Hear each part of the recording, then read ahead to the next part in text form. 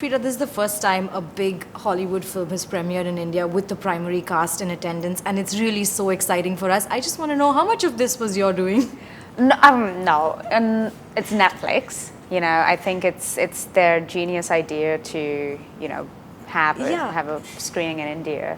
But I was definitely very vocal and supportive about it, saying that there absolutely has to be an India premiere.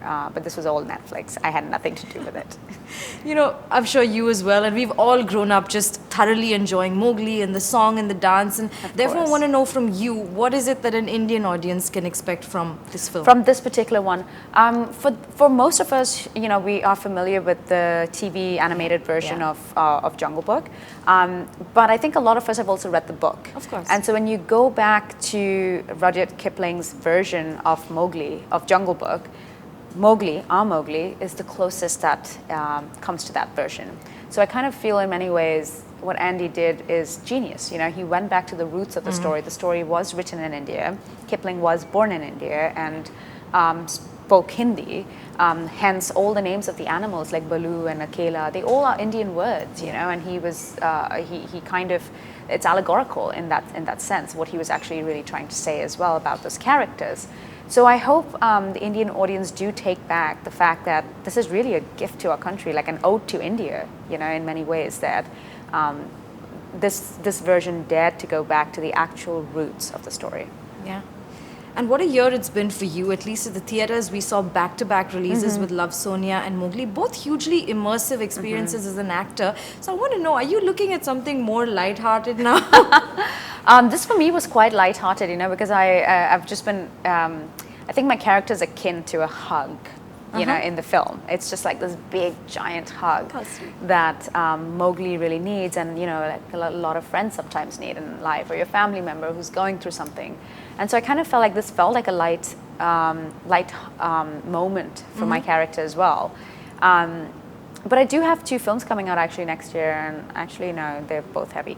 Sorry, so let's not talk about it. So I feel like I kind of like, I naturally go towards that subject matter, and I don't know why. But that does happen. Yes, but my natural instinct in life is very light. So I kind of feel like it's me wanting to play characters that are not me. That challenge me in a way, which is why Rashmi from Love, Sonia was such a fun, challenge to just like sink my teeth into. Yeah. It also marks 10 years for you as an actor, Freida the actor. Yeah. Obviously, you've gone such a long way in just putting India on the map when it comes to world cinema. What are you most proud of? I'm proud that I never gave in into stereotypes or buckled under pressure or felt the desperation to kind of keep working or do any kind of work in order to be seen. I'm kind of proud that I stuck to my sensibilities and what I truly believe is my strongest form of expression in cinema. Mm-hmm. And have you at all seen just the work that you've done, has that been able to shift the needle in terms of bigger and better avenues opening for Indian talent in the West, maybe even with the likes of Deepika and Priyanka exploring it more? See, I don't know if, I think sometimes us actors, we tend to give ourselves too much credit, and I feel like we shouldn't. It's all teamwork. If Slumdog Millionaire was not made by me, it was made by Danny Boyle, Simon Burfoy, Pathé, and all these amazing people that came together. I happened to be part of that film, so it was a massive team of us that came together. I can't take credit for the fact that the film put India on the map or opened doors for people. I think all we can do is be aware that when we work in larger numbers and as a more united force, as opposed to just wanting to be number one. I don't believe in the concept of number one. In fact, I've just learned this beautiful thing about the Vietnamese culture, that they don't believe in one. So even if you are the oldest child, you're considered number 2. Okay. And so they go from 2, 3, 4, 5, 6, 7, etc., etc. It's very isolating at 1. You're all alone at 1. And who are you competing with? No one but yourself. So for me, that concept is dead and gone, and I don't believe in it.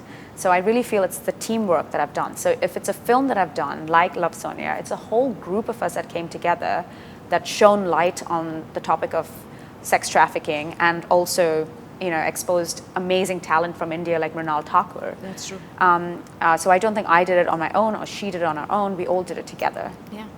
You know, one of the reasons Andy said that he managed to put together such a stellar star cast for Mowgli is because all of you felt that this was an opportunity for you to explore something really new. So I want to know from you, what was that experience like, just working on the set with these people? Yeah, see, I worked with Andy on Rise of the Planet of the Apes, so I knew that when it comes to the motion capture world, Yeah.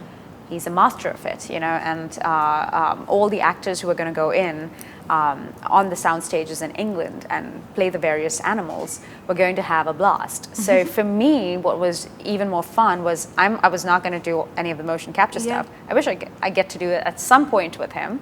But what I really enjoyed was just watching him let me be in a way. Like, he gave me my playground. He explained what Mesua is doing, where Mowgli is in life at the moment in this part of the film. But then he just let me be, you know, and just directed the pieces around me to make sure that I was cushioned and comfortable and I had everything I needed to perform.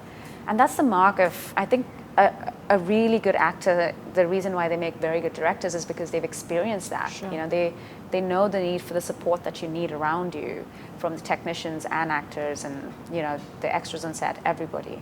And I think that's, you know, the genius of Andy. He put together that so brilliantly. And finally, what's it going to take to lure you into doing a hardcore Bollywood film? Don't try so hard. That's the problem. Everyone tries so hard. I feel I just go where, you know, where I feel like I can hear my name being called and this is my calling. So, and I will just go with it. My sensibilities are very, I mean, you've seen the films I've done. So my sensibilities are very specific, and you will not see me do a song and dance kind of film, but you'll see me dance in a film. I mean, sure. If, you know, the moment calls for it. So like, you know, Love Sonia, I got to pick the song that I wanted to dance on and dance the way I wanted to dance. I was not choreographed. So stuff like that, you know, I will continue doing, and I will continue telling Indian stories, which for me is far greater than just wanting to have an ambition to just do one Bollywood film to please the Indian audience. I want to have a whole career till however long I live, of being able to put out Indian stories. Yeah, we're so proud of you. Thank you for chatting with us. Thank you. Thanks. Thank you so much.